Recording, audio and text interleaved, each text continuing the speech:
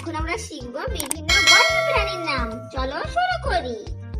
এটা হলো বাঘ। বাঘকে ইংলিশে বলে টাইগার। টাইগার মানে বাঘ। এটা হলো সিংহ।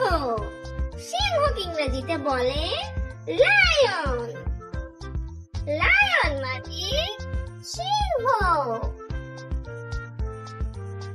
এটা হলো হাতি। হাতিকে ইংরেজিতে বলে এলিফ্যান্ট। এলিফ্যান্ট মানে হাতি। এটা হলো জেব্রা। জেব্রাকে ইংরেজিতে বলে জেব্রা। জেব্রা মানে জেব্রা। এটা হলো শিয়াল। শিয়ালকে ইংরেজিতে বলে ফক্স। ফক্স মানে শিয়াল। এটা হলো উট। উটকে ইংরেজিতে বলে ক্যামেল। ক্যামেল মানে উট। এটা হলো হরিণ। হরিণকে ইংরেজিতে বলে ডিয়ার। ডিয়ার মানে হরিণ। এটা হলো নেকড়ে। নেকড়েকে ইংরেজিতে বলে উলফ। উলফ মানে নেকড়ে। এটা হলো গন্ডার।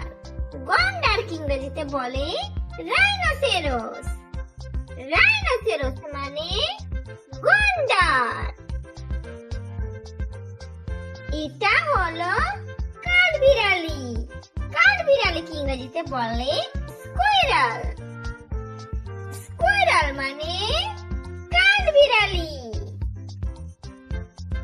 এটা হলো বানর। বানরকে ইংরেজিতে বলে মাঙ্কি। মাঙ্কি মানে বানর। এটা হলো কুমির।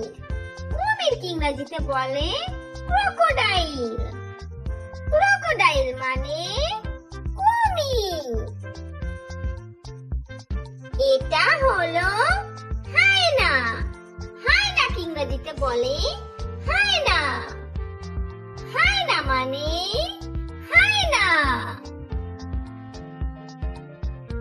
এটা হলো ভাল্লুক। ভাল্লুককে ইংরেজিতে বলে বেয়ার। বেয়ার মানে ভাল্লুক। এটা হলো সাপ।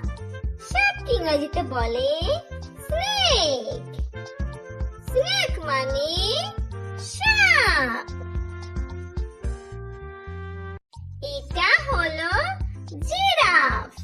জিরাফকে ইংরেজিতে বলে জিরাফ। জিরাফ মানে জিরাফ। এটা হলো চিতাবাঘ। চিতাবাঘকে ইংরেজিতে বলে লেপার্ড।